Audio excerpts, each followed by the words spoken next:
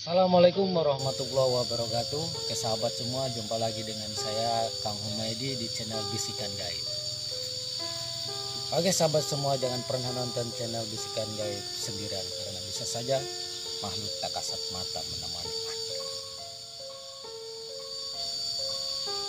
Oke, Kang Humaydi, kali ini ingin menceritakan tentang horor apa, Kang? Boleh diceritakan ke saudara-saudara semua, Kang?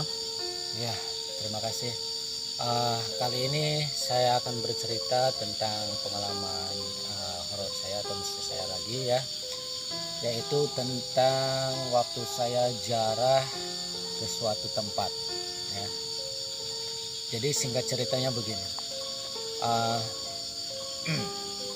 saya ziarah ke suatu tempat, yaitu yang disebut tempat keramat ya. Waktu itu saya ziarah sekalian saya mengantarkan teman saya yang pengen ziarah ke tempat itu. Jadi waktu itu tempatnya itu di suatu daerah yang masih di Banten ya, boleh dibilang daerah ujung kulon. Jadi waktu itu hari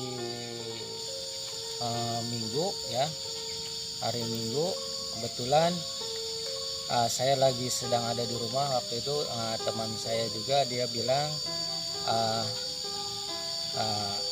teman lama ya, minta diantar ziarah ke suatu tempat gitu kan. Dan kebetulan saya juga belum tahu, dan juga saya sanggupin. Saya juga pengen tahu tempatnya itu di mana dan bagaimana gitu ya. Jadi waktu itu tuh kami siap-siap lah langsung. Hari Minggu itu kira-kira sekitar jam 10 pagi. Nah siap-siap, sorenya kami berangkat sekitar jam 4 sore. Karena nggak terlalu jauh dari tempat tinggal saya ya waktu itu kan. Waktu itu perjalanan kurang lebih 1 jam. Kita nggak bisa pakai kendaraan ya, kita jalan kaki karena nggak terlalu jauh juga gitu kan. Lokasinya itu di hutan, di tengah kali gitu kan. Hutan dan juga di tengah kali besar. Nah di situ itu ada suatu tempat keramat ya, bagi masyarakat itu dikeramatkan. Jadi waktu itu tuh kami nyampe ke sana itu berjalan kurang lebih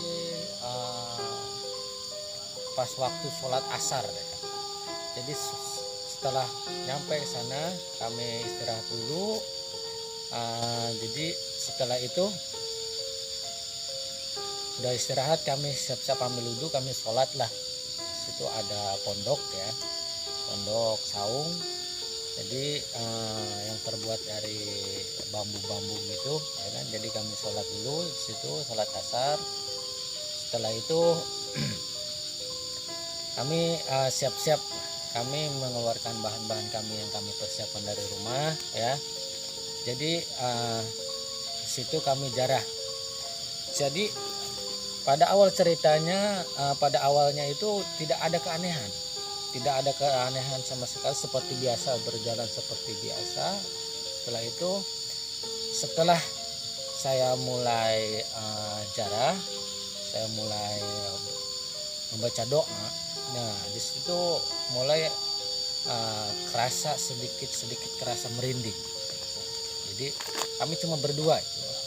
Jadi pas kebetulan pas ziarah di situ berdoa itu, kebetulan udah mau maghrib juga, waktunya udah kira-kira 5:30 pas kami mulai gitu ya. Jadi setelah saya mulai membaca doa ya kan, kirim doa gitu kan, di situ mulai keanehan. Pertama kami merinding, kerasa cuma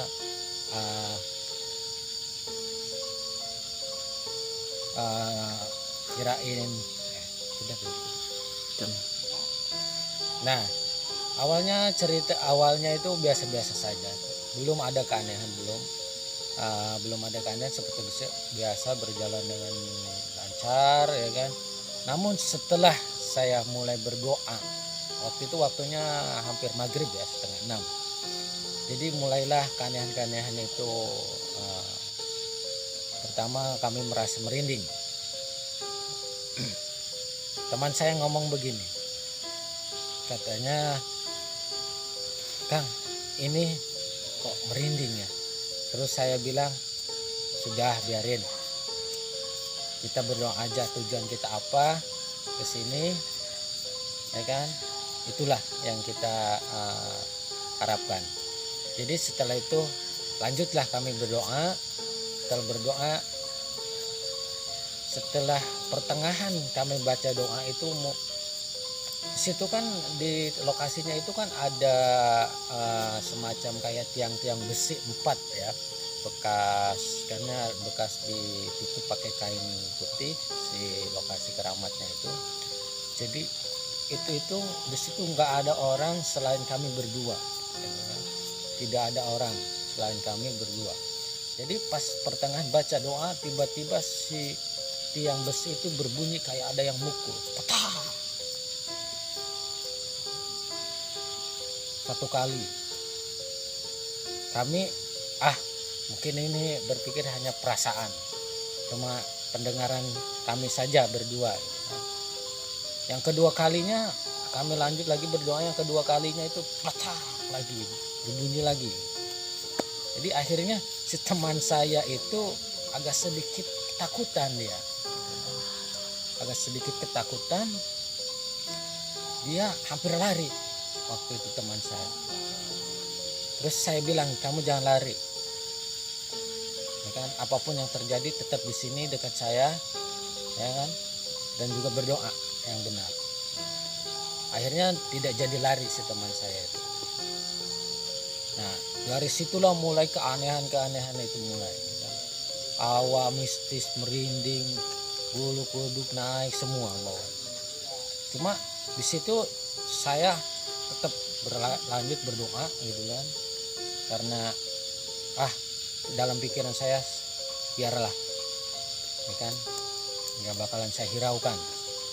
Terus setelah gitu lanjut berdoa, tiba-tiba di depan saya itu ada ular, kalau orang Sunda itu bilang belang ya, yang hitam putih itu tiba-tiba nyambar ke depan muka saya. Si ular itu entah dari mana asalnya, tiba-tiba dia itu terbang kayak punya sayap gitu kan, menyambar ke arah muka saya. Jarak sejengkal lagi ke muka saya itu, dia tiba-tiba terpental ular itu ke pinggir. Dan juga saya tengok tiba-tiba hilang begitu saja, datang tiba-tiba dan hilang begitu saja, tanpa jejak. Si teman saya itu, dia sampai posisi lagi duduk berdoa, dia sampai berdiri, sampai lari dia beberapa langkah. Saya bilang lagi, kamu jangan pergi, kalau pergi nanti takutnya terjadi apa-apa, kamu tetap dekat saya dan juga berdoa. Dia sambil ketakutan teman saya. Jadi setelah itu lanjut kami berdoa.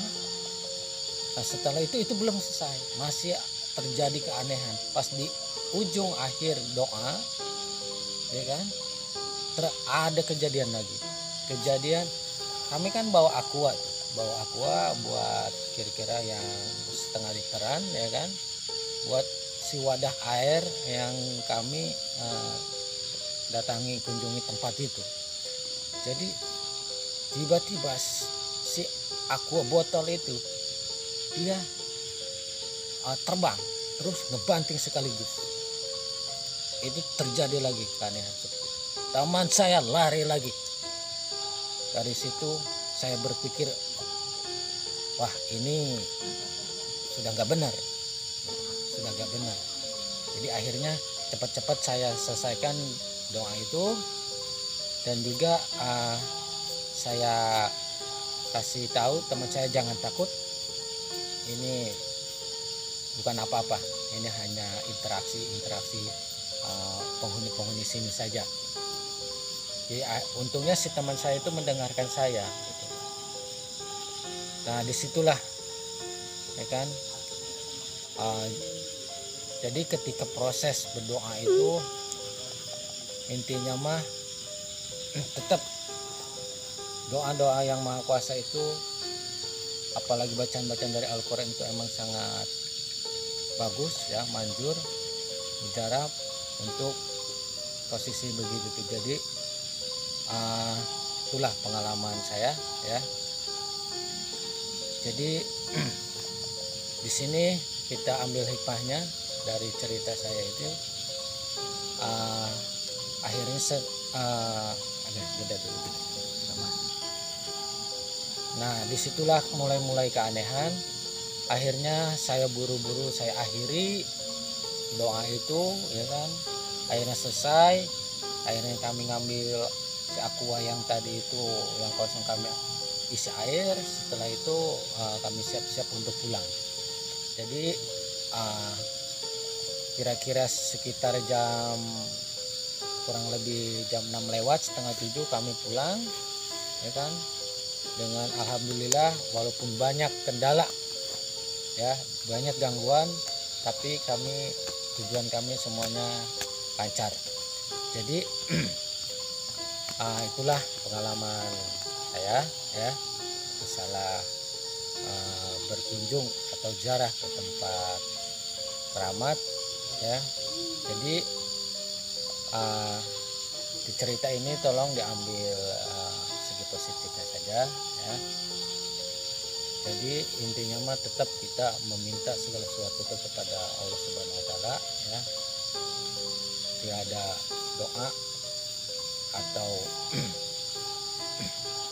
yang bisa mengabulkan selain Allah Subhanahu wa taala. Jangan lupa nanti tonton cerita-cerita berikutnya ya. Dan juga jangan lupa tonton terus channel Bisikan Gaib ya. Jangan pernah nonton channel Bisikan Gaib sendiri, karena bisa saja makhluk tak kasat mata menemani. Assalamualaikum warahmatullahi wabarakatuh.